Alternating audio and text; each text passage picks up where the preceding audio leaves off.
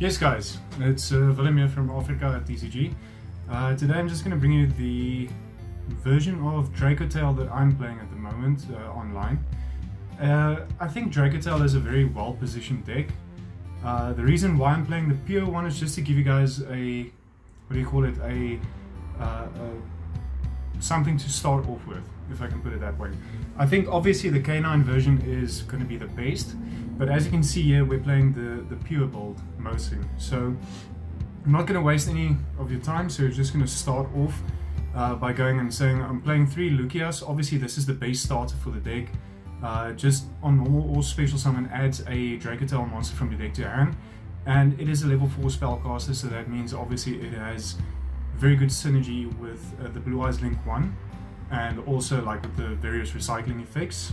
Then we're playing triple Dracotail Faimena. So Faimena is essentially like your poly on your opponent's turn. It's an archetype hand trap essentially that allows you to fusion summon for a dragon or spellcaster fusion monster as a quick effect during the main phase.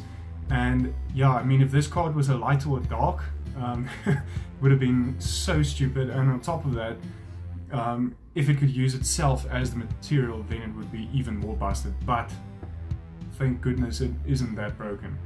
So then we go on to triple Mululu. Mululu is a dark, so that does help in some certain situations. Also it's a dragon, so you can summon it off from the deck off of seals. It is also one of the other starter or normal summon. So it's got a quick effect during the main phase to fuse for a Dracotail specifically. So technically this allows you to play through cards like Imperm or Veiler, in the sense that if they're Imperm or Veiler, you can just pass on this and have many hand traps in your hand, and then on your opponent's turn you can start playing. Then for the rest of the Dracotail monsters, I decided to play 2 Pan. Like I said in the previous video, I believe in the idea of having good fusion materials in the deck, as opposed to playing more non-engine, because the deck needs decent fusion materials. So if you're playing the Shaddoll version, for instance, you would have a lot more good fusion materials. But now with Pan, for instance, as you can see on the screen, it says just to when it's used for fusion material, you can set a Dracotail spell or trap, but then also destroy a monster on the field. So that's an interrupt on your opponent's turn if you use something like Faimena. And going second, this is also pretty good. Then I played 2 Urgila. Sorry about the names, fuck, I can't even pronounce half of these names. But this one is the same as Pan. Sorry, I have to mention as well, Pan has an effect where if something you control is destroyed by opponent's card effect, you can shuffle this back into the deck, special a non-fusion Dracotail from your graveyard. So that is something to keep in mind. It doesn't come up often, but it is there. So Urgila, just to get back to that, this is just to set a back row from the deck and then pop a back row. Also, it has another effect that's super relevant, where you can shuffle it back into the deck, add a spellcaster type Dracotail monster from the graveyard back to your hand. So that just recycles your resources, on top of being a bit of removal. So since I'm not playing the K9 engine, or the Shaddoll engine, I decided on playing 2 King of the Swamp. So at first I tested it with 3, but then I started bricking on 3, and I think 1 isn't enough. So I think 2 is a justified number. You'll see in the extra deck there's only like 1 specific fusion monster that I want to summon with this. But that's not the whole point of King of the Swamp. It's also there because it searches out Poly. Now, the reasoning behind playing Poly for me is that it gives you a good extender when you are hand trapped. So I believe playing Poly is necessary. At first I played 3 Polys, but then I realized it's a bit too much. So if you're playing the Shaddoll version again, then you have cards like Shaddoll Fusion to help you trigger your effects. If you're playing the branded version, you have branded Fusion to trigger it. You can also play, I think it's Cartesia or something, that level 4 light spellcaster with 1/5 attack and defense that allows you to fusion on the main phase as well. So that is an alternative as well. And a card like Branded and High Spirits is actually pretty good in this deck because there's a lot of dragons and spellcasters, so you can technically send off your branded fusion monsters to search out that card. I'll put the card on screen somewhere just to show you what it is. So with the 2 King of the Swamp, obviously I'm playing 2 Poly. Now with the hand traps, in this deck you don't really want to play cards like Impermanence, or like you can't play any of the dominance cards, but like a card like Impermanence doesn't really mesh well with the archetype's intention. Because it's a trap, it's not able to be used as a fusion material, so that means it only has one duty, and that is to be non-engine. When you play monster hand traps, obviously you gain the benefit of being able to use them as part of your fusion materials. So yeah, that's why I'm playing triple nib, because it does catch people off guard. I'm going on a full package of the Charmies. This is debatable, but the thing is with this deck, you want as much or as many cards in your hand as possible. So by dropping the Charmies on your opponent, obviously this allows you to get more cards into your hand, and it creates half boards. Now, like I said earlier, this deck is also pretty good going second. So creating half boards, this deck can actually play through half boards quite well. Obviously depending on what they play. But yeah, the more Charmies, obviously they're able to be sided out, or you can exchange them for other hand traps, something like Drone and Lockbit to also create half boards, or something like Ghost Ogre, for instance, or Ghost Bell is also pretty decent these days. And Diddy Crow, the Bastiles, stuff like that. Like, there's a lot of options you can play. So, like I said, this isn't to be taken as gospel. This is just to show you what I'm playing. And then Triple Ash, because it's just the most generic hand trap. And then Triple Veiler, because it's not once per turn. You can actually use Veiler, and then you can summon Altherion the Fusion just to add the Veiler back, so you have another Veiler in your hand. So, it being not once per turn is pretty decent in my opinion. Then Triple Ketu. This is just Rota with an extra fusion summon if you're going second. So in essence, this card is the same as Rahu. We're adding a monster and infusing immediately, so that's pretty cool. Then Rahu Dracotail, or Dracotail, this is just a fusion spell, but it allows you to send from deck as well. However, you have to keep in mind that the fusion monsters do state that they require materials from your hand, so you're only going to be able to send one from deck almost always. And then for the last two cards in the main, it's just going to be one Flame, which is like a spell negate. Like I said in the previous video, this card can be ashed or belled, but that's not the end of the world. This just negates spells, so negating in-engine spells, and also negating board breakers like, what do you call it, like Lightning Storm and Feather Duster, which is pretty harsh against this deck. And then obviously Horn is just a searchable compulse. It's the only reason why you would play it. So for the extra deck, it's going to be triple Altherion, or Althalion, whatever the fuck his name is. So this guy, Broken, just on summon bounces cards from field or graveyards, depending on the amount of monsters you use in the hand. That is really good because you can recycle your hand traps, recycle your materials, or interrupt your opponent. Then I just play the one Gulimel. This card is decent enough at one. I wish there was another Dracotail fusion monster you can play, so you can play at least like 3 different targets, but I mean, it is what it is for now. Then, because I play the Poly, and this is a good reasoning for why I wanted to play Poly, as Guardian Chimera, because this thing just clears boards on its own. And also you get the benefit of having Poly in the graveyard, so the protection effect is there as well. So the rest of the fusions, I'm debating on what to play, because I'm not entirely sure, but Philia Regis, this is just something you can summon on your opponent's turn by using the Althalion with like a dragon in your hand. It only works with Pan, but it is still pretty decent. If you also play something like Phantasme in your side deck, then you can also use the Phantasme as a material. It's just a banish for a card on the field or in the graveyard. Really, really good card. Then play the one Mysterion. So this is the one that just banishes a monster when it summons itself, or it summons another monster with the same type. So it's a pretty good interruption as well. Most people I see are still debating on whether you play a Secretarion, because it is a floodgate against the mirror match and against decks like I don't know, like Blue Eyes. But yeah, you can decide on what you want to do. Then I just play the one Dragoon because I play the King of the Swamp. You don't have to play this. It's just because I'm playing King of the Swamp, it's a decent fusion target. Then because you play so much non-engine as well, you can actually summon Typhon quite well. And because this deck is very grindy, Typhon is pretty good. Then SP, just a generic link. IP, there are some combos where you can go for IP. Then you have Cross Sheep, there's one combo I'm going to show you with the Cross Sheep that's really good. Then the seals, which you can make with the Spirit of Eyes of Blue and Arthelion. And then the Moon is there specifically to make the Cross Sheep play.